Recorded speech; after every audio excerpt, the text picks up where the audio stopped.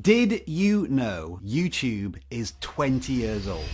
Although the oldest video on the platform is Me at the Zoo, published on the 24th of April 2005, YouTube was actually founded on the 14th of February 2005. And very intentionally so, because YouTube was originally conceived as a dating site. So, hello, ladies. However, the platform soon pivoted, went all in on cat videos, sold to Google for $1.5 billion, and the rest is now 20 years of imperfect history. Oh, that's hot. That's hot. But hey, I'm not here to bash on a thing that transformed the dreams of millions into reality, myself included. I'm here to talk about what comes next, according to YouTube and their CEO Neal Mohan. Around this time every year, YouTube do this State of the Union address where they talk about their big bets for the upcoming year. And since these decisions made by YouTube affect you, whether you are a creator, viewer, or both, let's talk about them, shall we? YouTube likes to talk about how it's the cultural epicenter of media, and it's hard to argue with that these days. The 2024 US presidential election was debated across the platform, peaking with 55 million people tuning in to watch Joe Rogan interview Donald Trump. And we take for granted now that global events such as the Olympics, Super Bowl, and the Oscars will be accessible in some form on the platform. In a way, it kind of feels disingenuous to call it YouTube anymore, since everybody is on the platform, from media networks to business to brands. And soon, we might as well call it PodTube. And that's because YouTube claim they are the most frequently used service for listening to podcasts in the US, which, quite frankly, I find astonishing. But that is where one of YouTube's big bets is going to be. More tools, improved monetization, and more discovery. So are you going to start a podcast in 2025? We've got one here. It's called The Boost. It's linked over there. And if you ever want to talk YouTube shop on your podcast, sign me up. YouTube is a new Hollywood, according to themselves, and we've seen countless creators transform their bedroom sets into million-dollar studios. And YouTube wants to aid these startup creators even further. Now, of course, ad revenue isn't going anywhere, and the financial stability of the YouTube platform can't be ignored. But YouTube is very keen to encourage creators to move beyond passive income. And apparently, they're succeeding. In another astonishing fact, according to YouTube, last year, more than 50% of channels earning 5 figures or more on YouTube made money from sources other than ads and YouTube Premium. What we're talking about here are the on-platform monetization features, such as shopping, merch, super thanks, channel memberships. YouTube are always going on about channel memberships and how they've increased the revenue for creators, while not talking about the cut they take versus other platforms.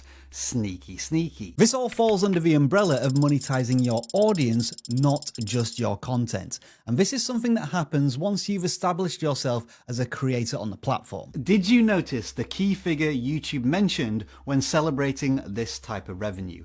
Channels making at least $10,000 on the platform. That basically rules out a lot of you watching this video, doesn't it? So does this big bet come at the sacrifice of smaller channels? Well, YouTube are also keen to remind you of its small channel initiatives, such as Hype, where you can upvote your favorite small creators, or the fact that tiny channels are being pushed to viewers' homepages. I think it's still fair to say that literally anyone can start a YouTube channel today and have a gold play button by the end of the year. But there also has to be a realization that the YouTube secret is out now. Everyone wants to be a creator, and therefore it's never been harder to get discovered as a small channel.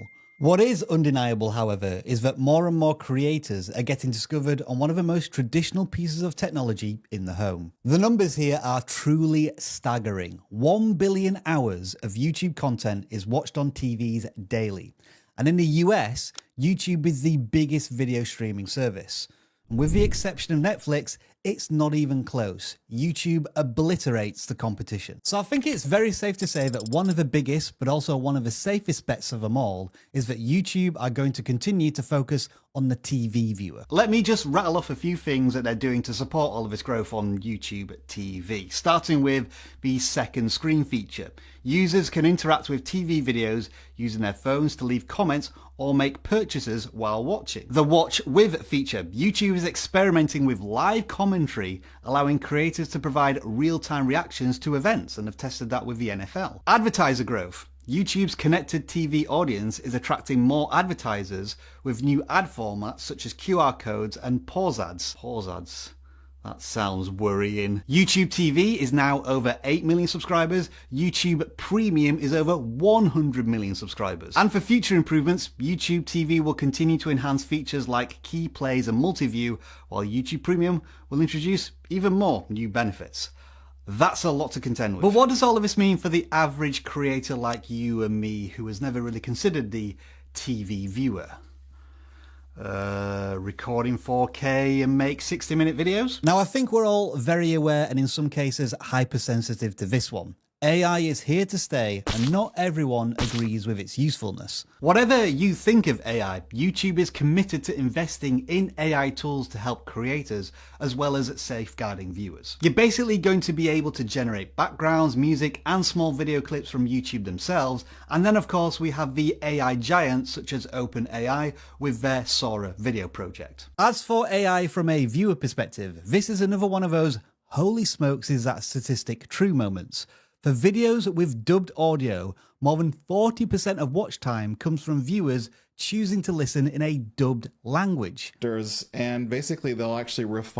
Ils affinent la piste de conversation, le dialogue entre eux, afin de correspondre au mouvement des lèvres. This tool is basically going to be set and forget, let YouTube do all of the work for you for free. From what I understand, auto dubbing is going to be rolled out very soon to all creators that are in the YouTube Partner Program. Oof, YouTube, you just had to punch small creators in the gut with that one. Although I can't imagine the cost of trying to auto-dub millions and millions of YouTube videos that are uploaded every single day. Regardless of whether you are going to use AI in some form or another on your videos or YouTube at large, the best advice I can give you is to at least educate yourself on it, because there are already countless creators who've taken advantage of it as a tool to grow their channels and make a whole lot of money in the process. So that's what YouTube has planned for 2025. Annoyingly in 7 minutes.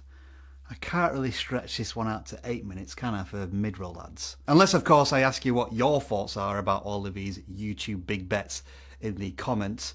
And also recommend that you watch this video over here that includes all of the updates YouTube made on the platform in 2024. No, that still hasn't got me up to 8 minutes, has it? I guess it's your lucky day. I really wanted to try those pause ads.